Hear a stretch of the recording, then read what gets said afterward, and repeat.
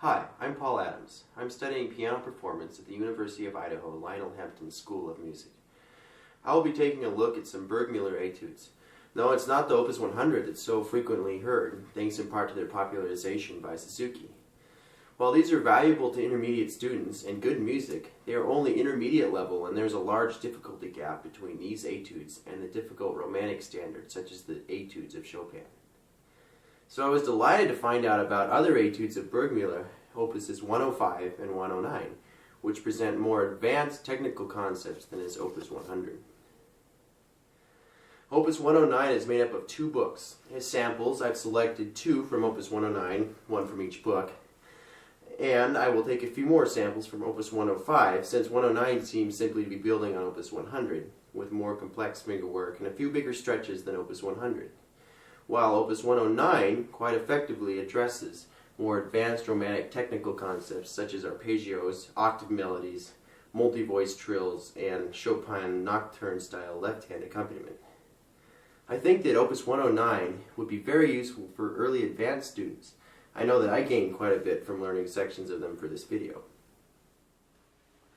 My first selection is number 6 from Opus 105 entitled The Light-Hearted Maiden. It seems to be targeted at strengthening the 4th and 5th fingers and teaching finger independence. The pianissimo staccato sound can also be used to teach tone control.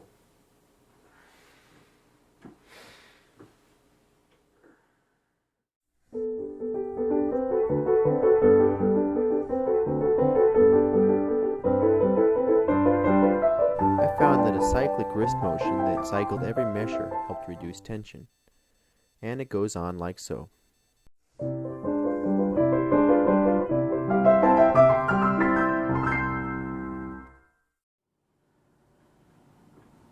My next sample is number 18 from Opus 109 entitled At the Spinning Wheel. While challenging, it has a number of serious tongue twisters for the fingers. It is quite beautiful and was very enjoyable to learn. It might even find its way into my warm-up routine. It begins like this.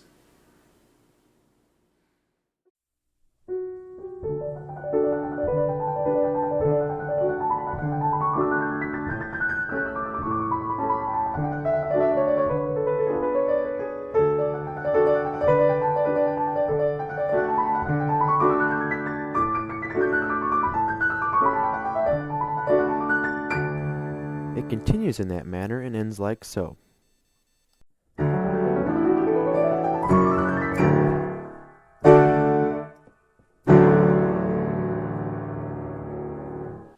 The first sample I picked from Opus 105 is number 1. These don't have the programmatic titles of 100 and 109, but they are still musically pleasing. It is clearly focused on arpeggios. First, in the right hand.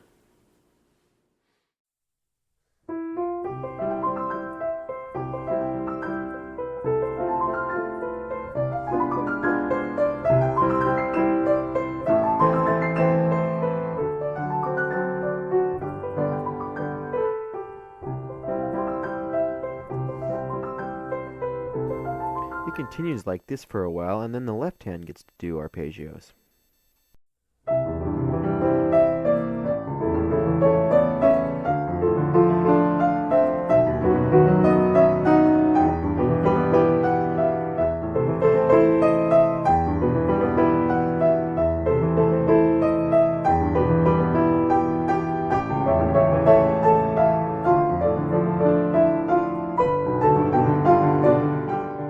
And it ends like so.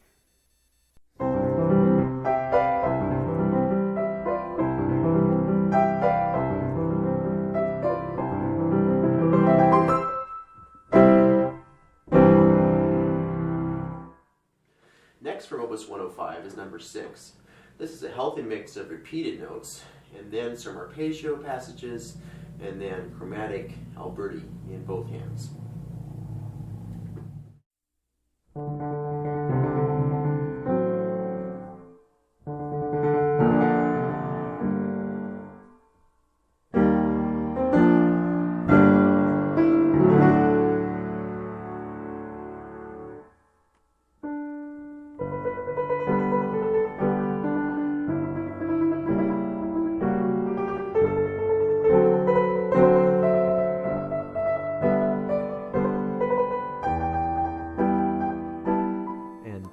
some arpeggios.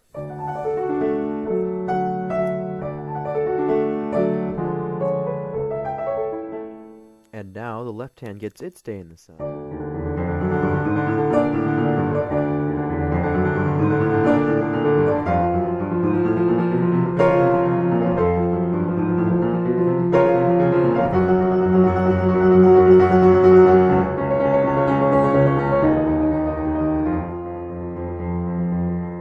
And this is all brought to an end by a nice, tidy, diminished arpeggio.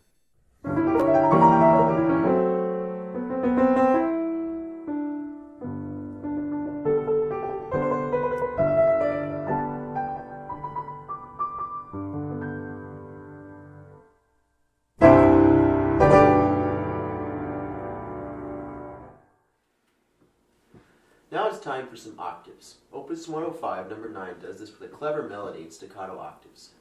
This requires a very tension-free wrist to perform at the marked tempo, but it's pretty nice for an octave exercise.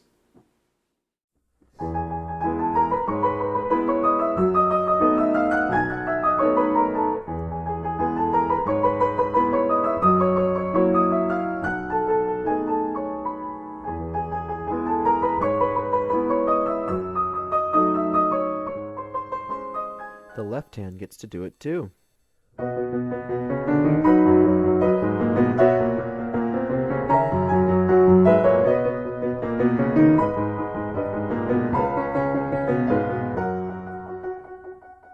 Finally, the two hands come together for a grand ending.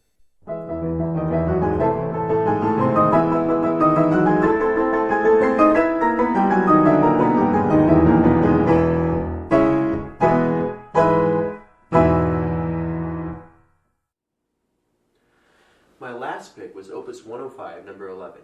It begins with an intense rotating wrist tremolo in both hands. It has a very appealing sound, very alive but pianissimo. It also has a charming middle section which is quite lengthy. It's as though the introduction is to warm up the player in preparation for a flowing cantabile song, or perhaps it is imitating the style of a leader. Notice how the theme below the tremolo forces the trill to be quite fast in order for the theme to be congruent.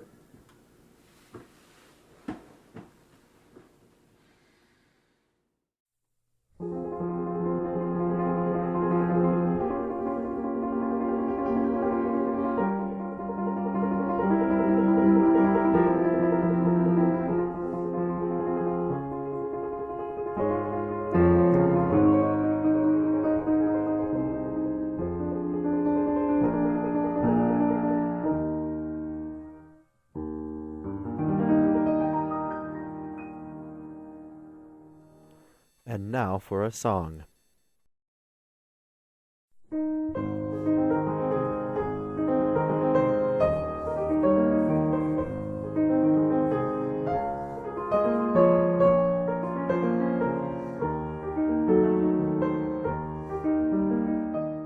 This pattern continues for another 4 pages, and finally the piece is concluded in elegance.